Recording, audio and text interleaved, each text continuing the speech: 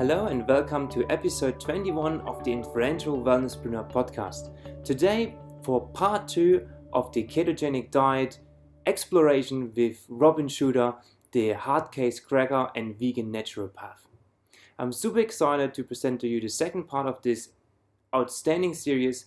Last week was already really great, and I enjoyed learning about the ketogenic diet much more with my favorite naturopath and wellness research nerd, Robyn Chuter. I say that because Robyn has a great talent in researching and really getting down to the facts of everything around health and wellness. And that's exactly the reason, as I announced last week, why I wanted her on this podcast and talk about the ketogenic diet. And we had to make 2 parts because Robyn had a lot to say about this. And today we're going to talk about the ketogenic diet in relation to diabetes and cancer. So let's get right into it. Let's talk a bit about, we talked about weight loss. There was one claim of the ketogenic diet. I also know there's a number, what I came across a lot, also read on your blog, is the claim when it comes to diabetes, and that it is helpful with diabetes if you're on a ketogenic diet. Yes, and there's great enthusiasm even among endocrinologists, even among doctors who specialize in diabetes for putting patients on a ketogenic diet. And at a simple level, it's kind of intuitively appealing because obviously the problem with diabetes is diabetics have elevated blood glucose levels. And so if you pull carbohydrate out of the diet, then clearly, self-evidently, the blood glucose level will drop. That also means that the HbA1c, which is the measure that we use to assess diabetic control, it's basically an average of the blood glucose level over the course of 3 to 4 months, which is the lifespan of a red blood cell. Then the HbA1c will drop. The amount of insulin that's secreted will drop because insulin is released in response to the presence of carbohydrate and protein, and amino acids, by the way, in the bloodstream. So on a ketogenic diet, you're severely restricting carbohydrate and you're also restricting protein. If you don't restrict protein, then you won't necessarily get these same effects because, as I mentioned before, protein will be turned into, or amino acids from protein will be turned into carbohydrate. But you'll see insulin go down because the stimulants for insulin release are restricted in the diet. And so everything starts to look better for the diabetic, in terms of their biomarkers, the things that you measure to check diabetic control, they're all heading in the right direction. But the problem is that a ketogenic diet does not actually overcome insulin resistance. Now, in the case of type 2 diabetes, insulin resistance is the driving force behind the diabetic condition. In type 1 diabetics, their problem is that they don't make insulin anymore. They've had an autoimmune attack on their pancreas, on the beta cells that release insulin. Just to say here, Robyn, the insulin is there to actually push the fruit, it's there to actually make use of the carbohydrates, right? Yes, thank you for, I tend to gloss over these things. So insulin is a hormone released by the pancreas when the levels of glucose and amino acids rise in the bloodstream after a meal.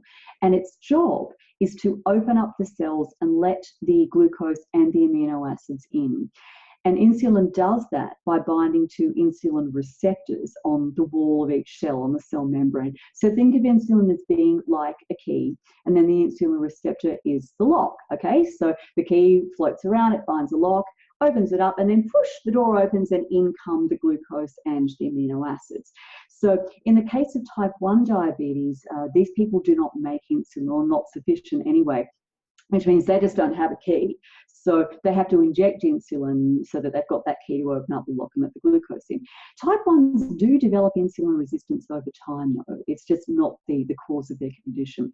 In the case of type 2s, what used to be called adult onset or mature onset diabetes is not called that anymore because we're now getting adolescents and even children diagnosed with type 2 diabetes. Some time ago, I saw a medical journal article in which it was a case report of a 3-year-old child diagnosed with type 2 diabetes. She was severely obese, and it made me cry to think that a child of her age could get this disease, through through her unfortunate parents' lack of nutritional knowledge. So with type 2s, they're insulin resistant. They've got plenty of keys floating around, right? A type 2 diabetic can be making 3, 4, 5, 10 times as much insulin as a non-diabetic. Tons of keys, but the insulin receptor is not working. Their locks are all jammed up. And that's why we say resistance. Yes, exactly. So they're resistant to the effect of their own insulin, which means their blood glucose level remains high after a meal, and so does their insulin level. And this is catastrophic. The combination of those two things causes the blood vessel damage that's the hallmark of diabetes. And the main reason why diabetics die is because of heart disease, and that's driven by persistent high blood glucose level and high insulin. So these people are insulin resistant, and the ketogenic diet does not fix that, because insulin resistance is due to accumulation of fat in tissues that are not intended to store fat. So we've got one tissue in the body that's intended to store lots of fat, adipose tissue, and it's got virtually an unlimited capacity to store fat. And many people are aware of this because their fat stores keep expanding. But in insulin resistance, fat starts to accumulate in muscle tissue and also in the liver. So insulin resistance means you've got fat globules, like fat particles accumulating in muscle tissue and liver tissue. And that kind of like clogs up the receptors. And so again, back to our analogy, it's like someone sticking a wad of chewing gum in the lock. There's nothing wrong with the lock, there's nothing wrong with the key, but the lock is all gummed up with chewing gum. Okay, so that chewing gum is actually fat. So when you're on a ketogenic diet, you're not restoring your insulin sensitivity. It's just that you're secreting very little insulin because you're having so little carbohydrate and comparatively little protein. But if you have someone on a ketogenic diet, and they're on it for weeks to months, and their blood glucose level looks so great and their HbA1c goes down, but the instant you give them a dose of carbohydrate, their blood glucose level will go sky high, because they have not overcome the insulin resistance on their ketogenic diet. The only way to overcome the insulin resistance is to get the fat out of the cells that have accumulated that fat. And what's interesting is the diet with the best track record for restoring diabetics to normal function and restoring their insulin sensitivity is a low-fat, high-fiber, high-carbohydrate, plant-based diet.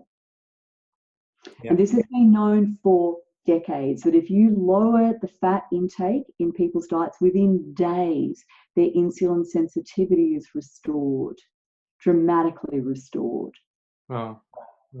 So the initial success, or there must be some success, right, from the ketogenic diet, is simply because... Oh, right. Like I say, the numbers look great. The numbers look amazing. These people go back to their doctor, and their doctor says, oh my God, your HbA1c has dropped, your fasting insulin is really low.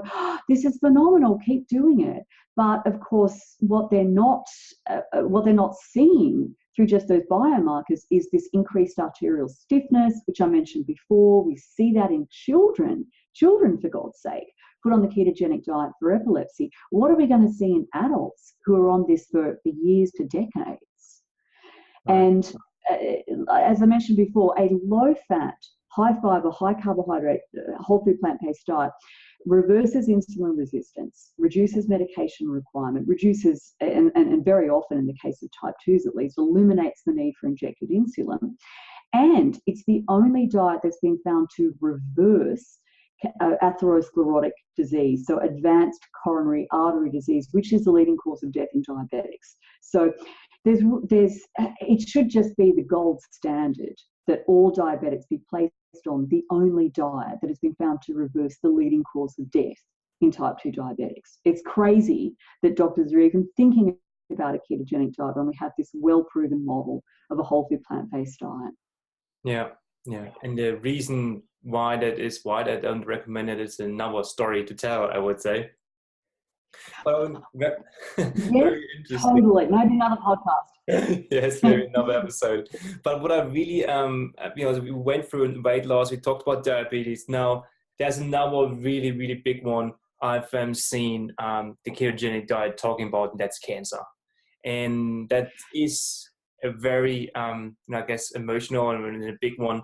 But I know you've done a lot of research on that, so I really would like to hear your opinion and your thoughts on ketogenic diet and cancer, and especially when we talk about sugar feeding cancer and how that all comes together.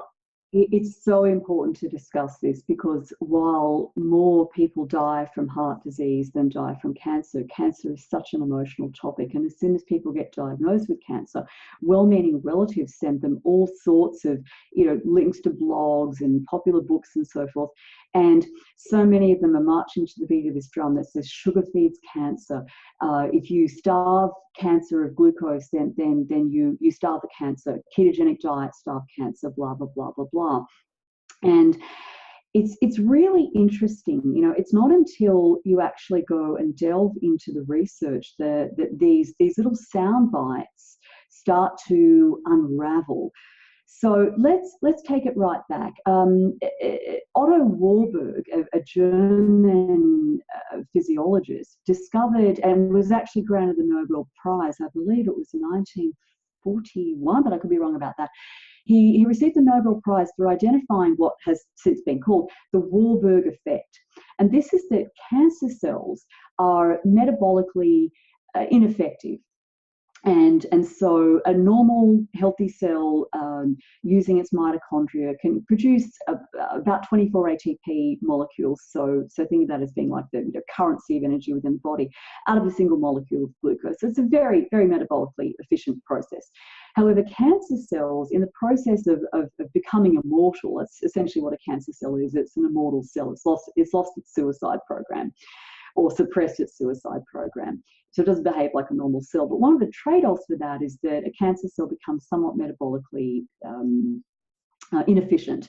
And so rather than carrying out this full process of metabolizing nutrients through mitochondrial respiration, cancer cells instead carry out a process called aerobic glycolysis, like a fermentation process. And the energy yield from that is far less. And so in order to compensate for the lower energy yield of this process, cancer cells will hoover up more glucose from the bloodstream. This, by the way, is the basis of imaging studies like PET scans, positron emission. What does the T stand for in positron emission something or other scans? So PET scans, this is what people have when they've been diagnosed with cancer, to see if it has spread to other locations besides the primary tumour. Because what happens in this test is the person swallows a glucose solution where the glucose has been attached to a short-acting radioactive metabolite, and then you put them through kind of like an X-ray scanner, and the parts of their body that are avidly absorbing glucose will light up on the PET scan. And that's an indicator that they've got very metabolically active tissue that's just going slurping all that glucose up out of the bloodstream. So that's the basis of this idea that that glucose feeds cancer cells, and that if you want to starve them, you've got to cut off their glucose supply. And so you'll see claims all over the internet that a ketogenic diet starves cancer cells. But not all cancer cells preferentially use glucose. So in the process of mutating, and essentially that's what a cancer cell is. It's a badly mutated cell. It picks up all sorts of mutations as it divides. It's dividing very rapidly, much more rapidly than a normal cell of its type of origin. And in the process of that rapid division, it starts to accumulate more and more and more and more genetic errors. And so some cancer cells actually mutate to upregulate their use of ketone bodies. So there are many cancer cells that acquire mutations that increase their production of what are called ketolytic enzymes. So these cancer cells prefer to use ketone bodies rather than glucose. And there's a particular mutation known as BRAF. It's BRAF V600E, if anyone wants to know. Thanks, Robyn. And Look it up. And this BRAF gene mutation is found in about 10% of colorectal cancers. It was 100% of a type of blood cancer called a hairy cell lymphoma. Sorry, hairy cell leukemia. And it's also about 50% of melanomas. So in other words, it's not an uncommon mutation. And cancer cells with this mutation prefer ketone bodies over glucose as a fuel. So if a person, say a melanoma patient with this, whose melanoma has this mutation, they go on a ketogenic diet, they are going to hasten their own demise to a great degree, because that tumor is going to get hold of all that fat and grow like wildfire. Now, the area in which the ketogenic diet for cancer treatment has the most evidence base is actually with brain tumours. A particular type of brain tumours called gliomas.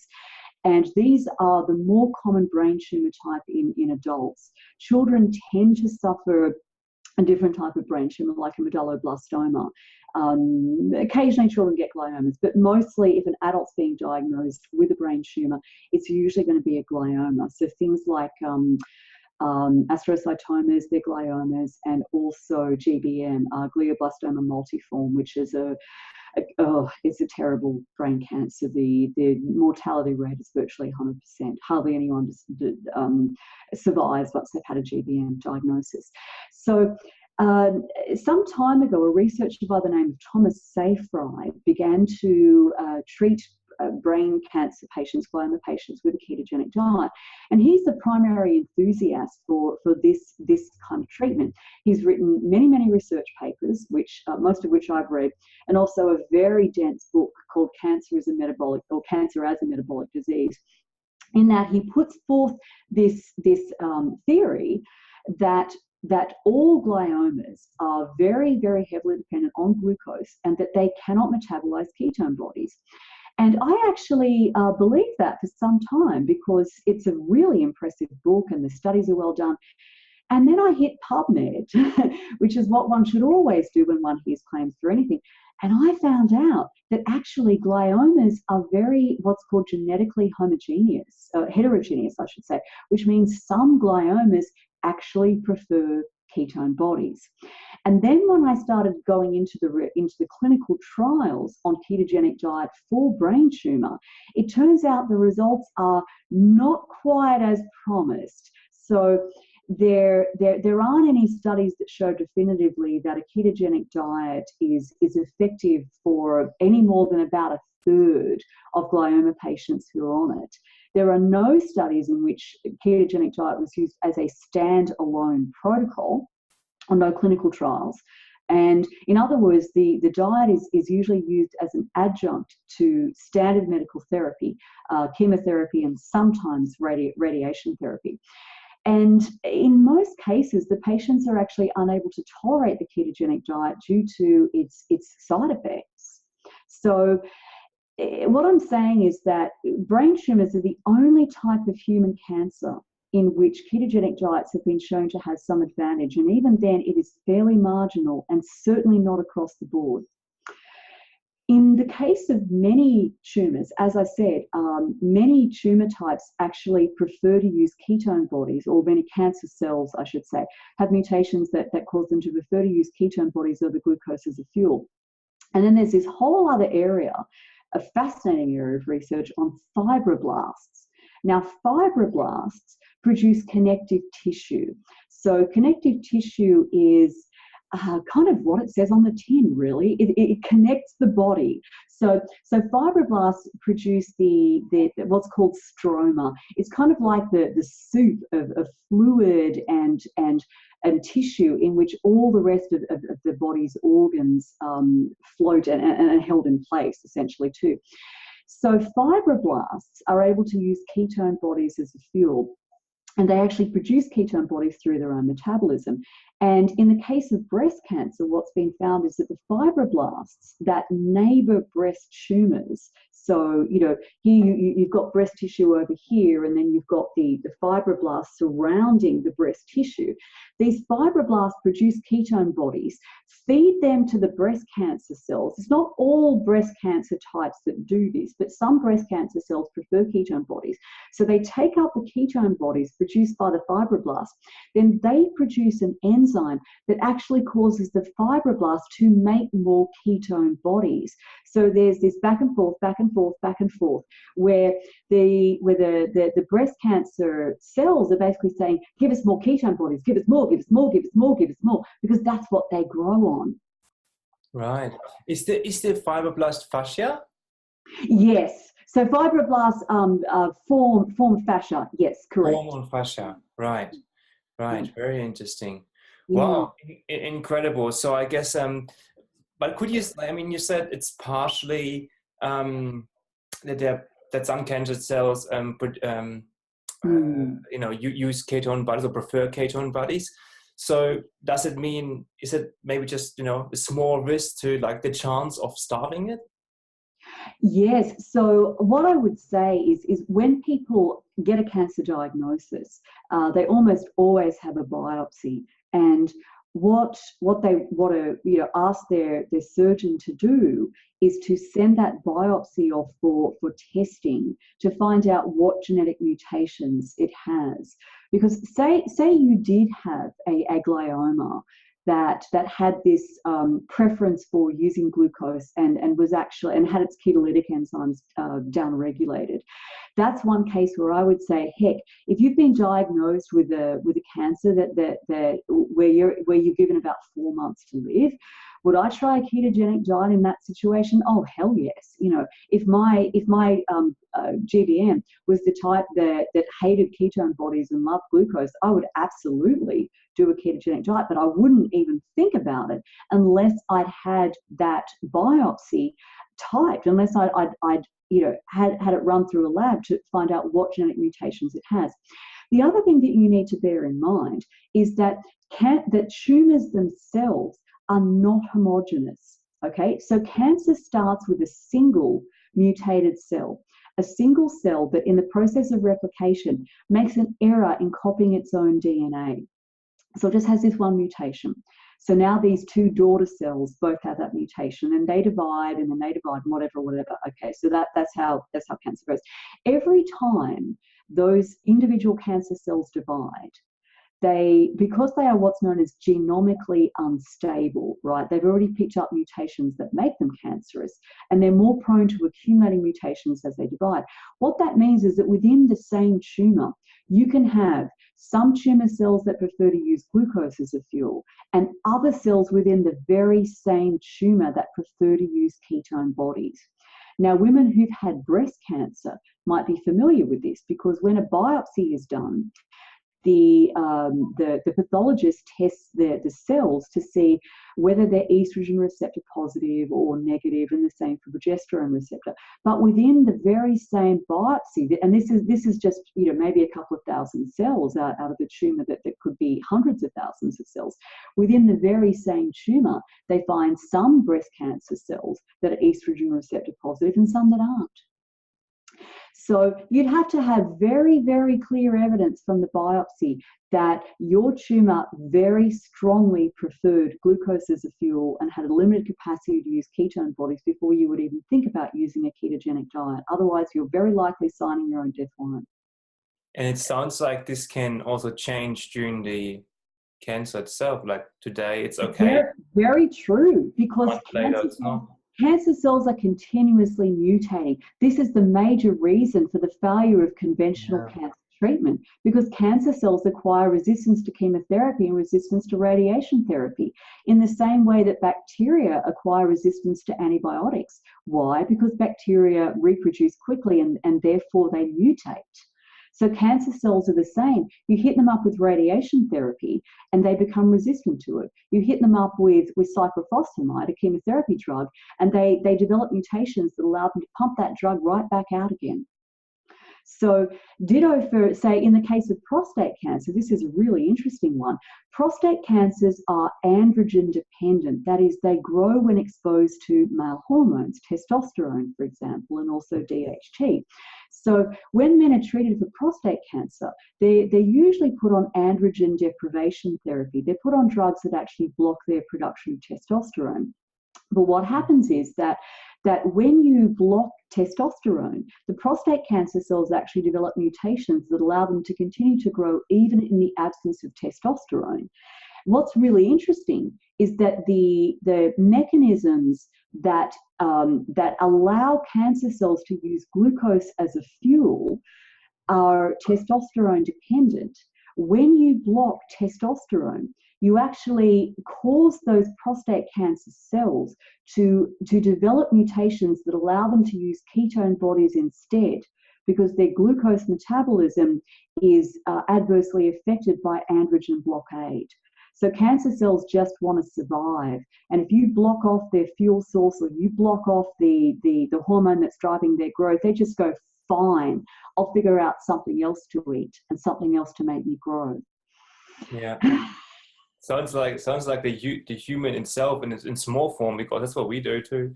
Yeah, we do self-sabotage in crazy ways. Living thing out there, right? Yeah.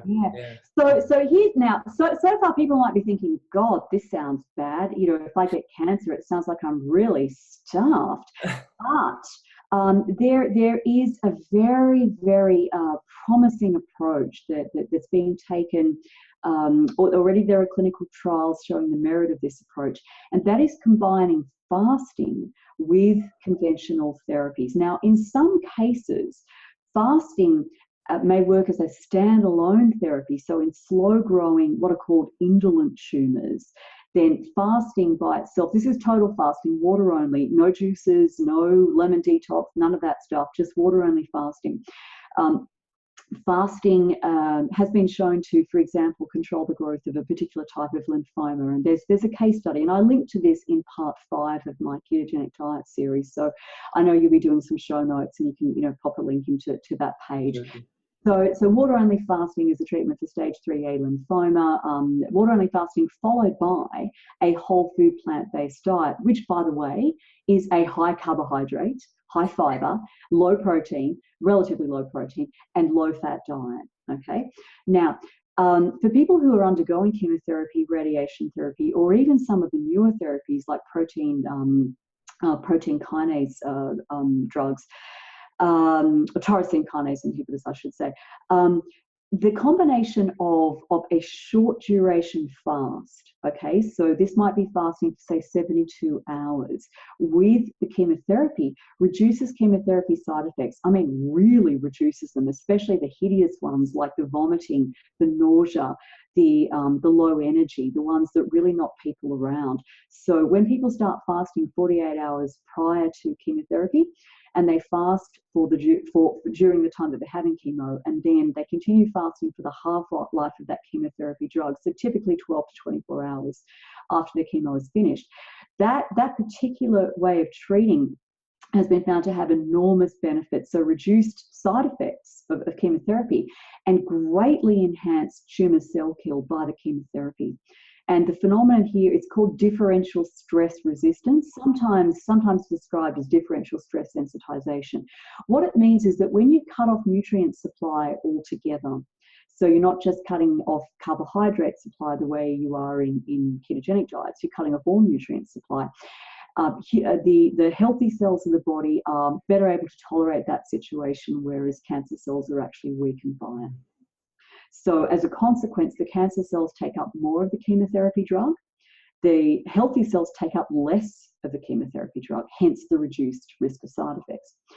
The primary research team that's carrying out these studies is Walter Longo's team at University of Southern California, and he's published a stack of papers on this, and most recently a book called The Longevity Diet, which summarizes his research on the benefits of fasting or a fasting mimicking diet in terms of both enhanced cancer treatment, but also longevity promotion. So this is a very, very promising approach. I have several clients with cancer who have combined fasting with chemotherapy. And what they find is that if they don't fast with chemo, they're sick as dogs. And when they do fast with chemo, they feel way better and they bounce back a lot faster. And their blood counts bounce back faster too. And there's a clear mechanism for this. There is a stimulation of stem cell proliferation when people terminate the fast and then refeed. So that means that bone marrow bounces back far faster because we have stem cells in bone marrow. So one of the things that people undergoing chemotherapy and radiation often suffer from is low blood counts after treatment, because the stem cells in their bone marrow are knocked out by medical treatment. So you can offset that to a large degree by combining fasting with medical treatment. Very good. Yeah. Again, cutting it all off in the nutrients, there's not much you can come up with a mutation to. That's exactly right. So the cancer cell says, hey, if you cut off my glucose, I don't care, I'll burn ketone. I switch, yeah. Yeah. Like taking off the options kind of thing, all the options. Yeah. Interestingly too, the benefits of this therapy are independent of ketone bodies. So they did in these studies measure ketone production, and people don't actually need to be in ketosis to get these benefits. I find that fascinating. The major thing that they find that induces differential stress sensitization is reducing the amount of IGF-1, a hormone called IGF-1, and also a molecule called mTOR, mammalian target of rapamycin, which is a hell of a name. But both IGF-1 and mTOR drive growth. And when you completely remove nutrients, both of those pathways shut down. Now, regular healthy cells are fine with that, but cancer cells they do what's called constitutively expressing these. That means that those growth pathways are turned on all the time. So you remove nutrients and those cancer cells are in deep trouble. So that's what I would say. Skip the ketogenic diet unless you are absolutely dead certain on the basis of a histopathology report that your tumour type is a glucose feeder and not a ketone body feeder, and use this combination of fasting with chemotherapy and or radiation therapy or tyrosine kinase inhibitors instead. Very good, very good. I guess again it comes down to ask questions. Be reasonably skeptical. Ask the right question. Dig deep into stuff, but also try what you can. But don't forget to ask the questions and get that down to the research and the facts before you make any decisions on things like that. This is so important. Cancer is an incredibly complex and multifactorial disease. The disease that we call cancer is not a unitary disease. Prostate cancer, melanoma, renal cell cancer, bowel cancer, these are different diseases. Sure, they have some commonalities, but it's a very complex disease. And when people try to boil it all down to some simple statement like sugar feeds cancer, ketogenic diet starve cancer, that simplicity in the face of a complex disease like cancer, it's just crazy. Yeah, it doesn't work like that. It does not work like that. Yeah. When people present you with a simple answer to a complex problem, it's usually wrong. Yeah, probably true. Well, Robyn, look, we talked about where ketogenic diet comes from. We talked about whether or not it's a natural state. It's definitely not. We said that it does not help with weight loss and actually can have an adverse effect. The weight that you lose is not the weight that you want to lose, which is the fat. We talked about diabetes. It does not really cure diabetes. It has some positive effects, but if you look down at what it is actually about, it does not help with that. And we also showed that it actually can feed cancer and not starve it as well. So incredible analysis of the ketogenic diet. You've done amazing work. Like, it's just absolutely fascinating. I feel totally empowered about the ketogenic diet. Probably I will not be able to reference all the studies and remember all the words that you use, what's hormones and so on, but incredible knowledge that you have pulled together there. And thank you so much for sharing this today on this episode of the podcast. It is my absolute pleasure. I do this work. I mean, hey, no one pays me to spend days and days on PubMed to write this stuff, right? I do this work partly because I'm just a giant nerd, as you know, and I actually find it really interesting to spend days on PubMed. But I also do it because people are being misled. And look, in the case of weight loss, maybe that's not quite so serious. Like, I suppose it could be if a person needs to lose weight and they have a life-threatening disease. But, in the case of cancer, this is people's lives at stake. And when they read this simplistic, misinformation promoting a ketogenic diet, like, they could die because of following that advice. Like, it's my responsibility as someone who can read, understand, and interpret the literature to get this out there to the public so that they're better informed and can dissect some of this populist. Am I allowed to swear on your podcast? No, I'll just use the word nonsense. They can dissect some of this popular, I was going to say something really rude, but I won't. I'll try to be a lady. They can dissect some of this populist nonsense and basically, protect themselves against it. Yeah, well, thank God and the universe for this attitude that you have about this. Really great value and a beautiful thing to have and to share. As Robyn said, to everyone who's listening, all the 5-part series with the linked research and Robyn's profile and so on will all be in the show notes. So if you want to dig deeper into it, check out the research and read a little bit more up on it. You will find it in the show notes. Please have a look there. I also encourage you to subscribe to the podcast because there's more to come. As you know, this is episode 20, so I'm sure we will have episode 21 and more. So subscribe to the podcast. That's where you won't miss the next episode. And in a German manner, I say tschüss and see you next week. And thank you, Robyn, again. My pleasure, as always. If you would like to find out more about what Robyn does, head to www.empowertotalhealth.com.au. The link to sign up for Robyn's in-depth email series on the ketogenic diet is on her website.